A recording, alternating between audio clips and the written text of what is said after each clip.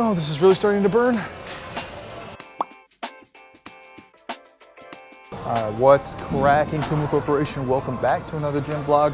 I found a workaround for my GoPro, and so we're gonna be filming with GoPro for today. I've been warming up on this shoulder press machine, and normally I like to actually sit the other way around. So this is the way you're supposed to sit. I like to sit the other way around because it just feels better in the direction that I'm pressing. But for today, I'm using the machine as intended because it doesn't hurt as bad on the shoulder. So I'm pretty much, like I mentioned, putting a hard band on the bench press. I'm not gonna be incline bench pressing anymore either. If I am gonna bench in any capacity, it's gonna be with dumbbells or machines. So basically, I'm just gonna run down this line of machines next to me, to the left of me. First exercise that I'm doing, I'm basically doing like 5 sets of 20. So there's just like two 45s on each side, pretty lightweight. Yeah, and it doesn't really hurt all that much too, so it's kind of nice. I do have to be kind of mindful of my elbow direction on the way back down, but pressing feels good.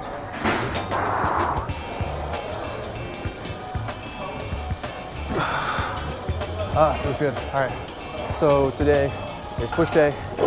As you all probably figured out already, gonna be hitting some chest press after this with the machine, and then probably just bang out a lot of shoulders, like lateral raises, do a lot of tricep.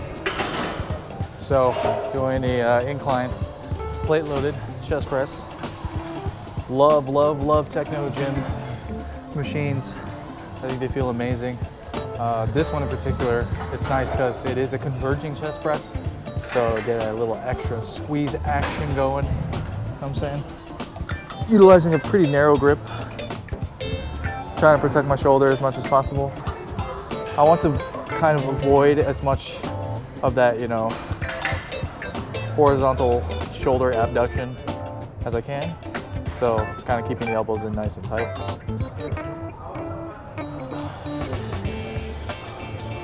Very lightweight, you know, just kind of focusing on contractions, holding the reps. It's pretty good. I'm gonna work up probably to like 2 plates and go for sets of anywhere between 8 to 12. That's the idea at the moment. Yeah, I really wish I didn't have these issues, but it is my fault, obviously. So maybe in the next few months, the pain will kind of subside, it'll chill out a little bit, and I'll be able to get back into some heavy benching like I did a couple years ago. For now, just gonna keep it nice and light, keep it nice and simple.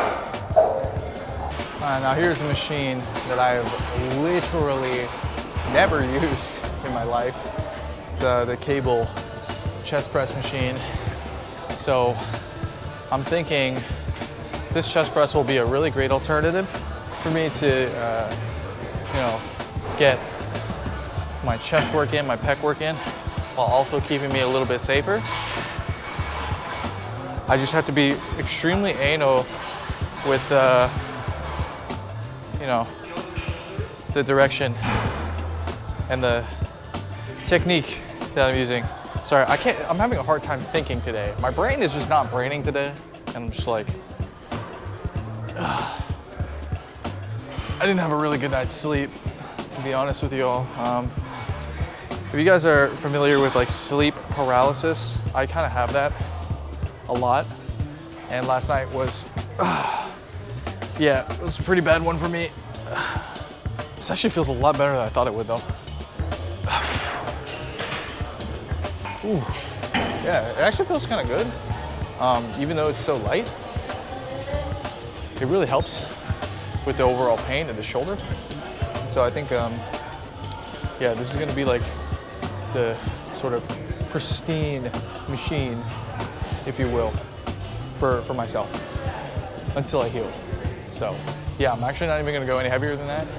I got like 15 pounds on each stack, and that actually feels really good. So I actually think that part of the reason why I like this machine is that it sort of allows me to utilize the path of motion that I enjoy when doing pec deck. So a lot of times people on the pec deck, they'll just be like clapping, right? They do this kind of thing. But actually, most people, when they're, at the end range of motion for the pec deck, their elbows will still be bent. It's actually a lot better for overall pec development if you take it here for the pec fly, you bring it to the center and you press out. Pressing out and getting the handles in front of you like this on the pec deck is actually what's going to allow you to get a better contraction of the pectoralis major, so that in this position here, you can focus on really squeezing the chest and then unloading in a safe manner with the elbows bent a little bit, right? Because at the end of the day, when you do your pec flies, you obviously don't want to be like doing this, because that's how you injure your shoulders. But instead, at the bottom range of the motion, you kind of sort of fly it and it turns into a press. So that's how I like to do the pec fly. Try it out if you've never tried that way before. But if you don't want to do that, if you have a machine like this one, cable chest press, you can mimic that exact motion that I was talking about. All right, here is another machine I never use, but it is good for one thing, in my opinion. Well, maybe more than one thing, but the thing that I like to use this the most for is going to be lateral raises. Basically, I grab the handles that are crisscross like this, stand directly in the middle, and just perform my lateral raises. So this is a cable lateral raise without needing, functional trainer, cable cross, whatever. This will get the job done. I actually think that the range of motion is almost perfect. Feels really nice on the delts. And best of all, I'm not feeling pain on that shoulder. So we're gonna keep it light so I can control it, make sure I don't mess up my joints any more than I've already have. Oh, this is really starting to burn.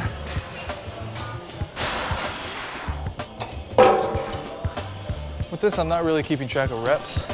I'm more so just kind of focusing on going to failure, feeling the burn to the point where it's starting to, burn so bad that I don't want to continue. I can continue, but don't want to. Feeling that lactic acid. But yeah, I'm gonna do probably 6 sets of this. So I'm gonna be here for a bit.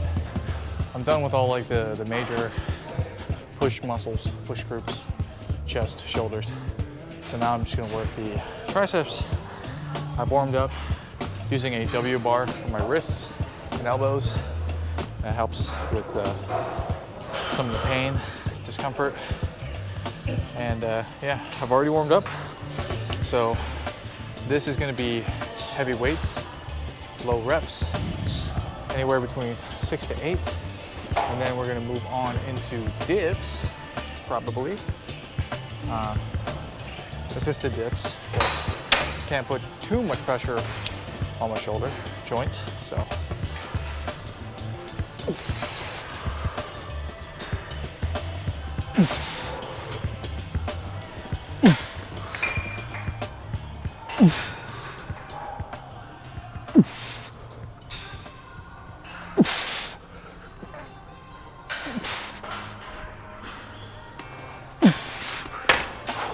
Shit, that was heavy. It's 115. Didn't feel like 115. Felt like a lot more. Damn. I got maybe 1 or 2 more working sets of that. Right, so I thought that I'd be able to do the dips, and as it turns out, nope.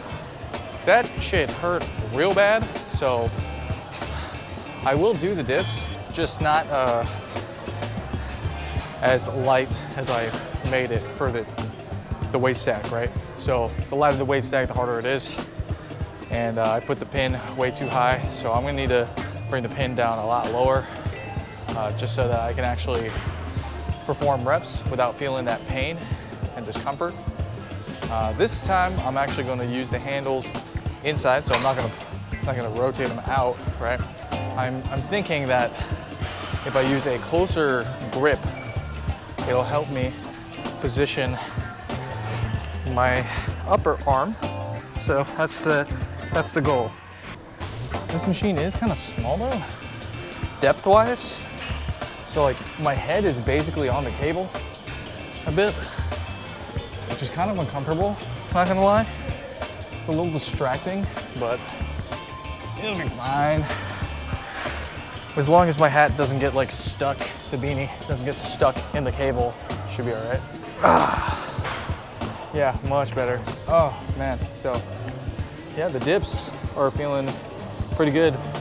I was using that wider grip earlier, and I think that was really just putting a lot of unnecessary pressure on the shoulder here. So gonna keep the elbows closer to the midline, and that should do the trick. All right, this is gonna be the last thing I do for the day, lifting wise. And basically, I'm gonna be hitting some lateral raises, 25 of them, and then 25 rear delt flies. So I'm not doing the shoulder mega set. I think the front raise is gonna really hurt the AC joint. So I'm gonna stay away from that for now. Yeah, I got some 7.5s here. Just gonna spam.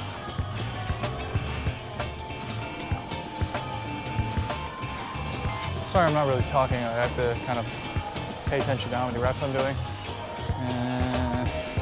20, 3, 4, 5. Move to the side here. Do some rear delt flies.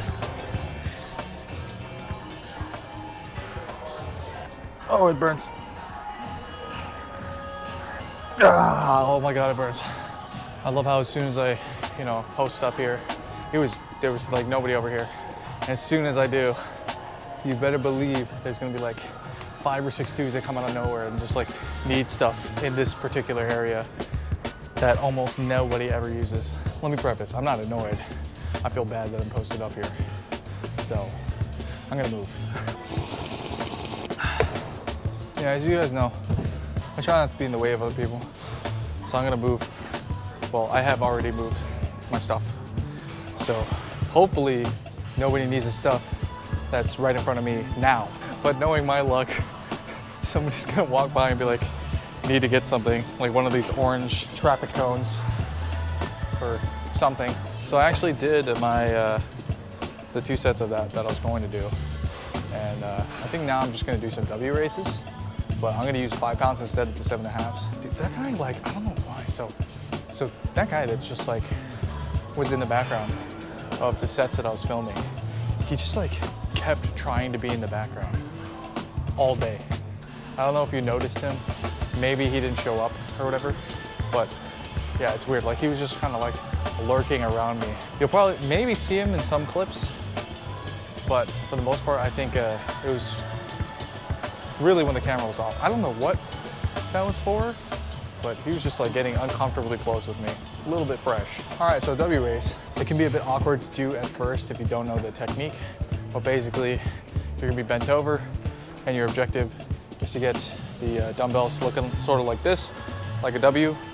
I personally like to do more of a capital E raise, if you get my drift. But yeah, W raise, pretty good for the rear delts, good for training the rotators as well. So this is another exercise you can supplement on top of doing stuff like face pulls or stuff like rear delt flies.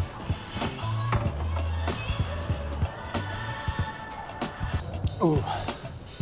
Oh yeah, that about wraps it up for the workouts that I was planning on doing today. Now I guess I'll go check out the pump, see how we're looking. All right, so we are looking kind of juicy here, fellas. I'm definitely seeing the effects of the creatine. I'm definitely getting that saturation, that fullness. I was looking really flat a couple weeks ago when I went off the creatine. I'm really glad that I'm back on it. I'm noticing a lot of improvements in my overall size, and I'm noticing a lot of improvements in my strength output as well. So sorry for the background noise right now. My MacBook is just super overheating from editing this vlog for today. Yeah, so I'm gonna be hitting a leg day in just a little bit here. So I'm going to end things off here. Thank you all so much for watching. Make sure to comment, like, subscribe, all that stuff. I hope you all enjoyed the review video I did on the Optimum Nutrition Gold Standard. Sorry it took so long for me to actually film that. I know a lot of you in the Discord were waiting for me to do that. By the way, join the Discord. I've been really enjoying streaming again recently after moving my stream setup. So if you haven't gone by my stream, please do. I'm live. I'm planning on being live anyway, pretty much every day. If you have any questions, of course, leave them in the comments as well. And I'll catch you all in the next one. Peace.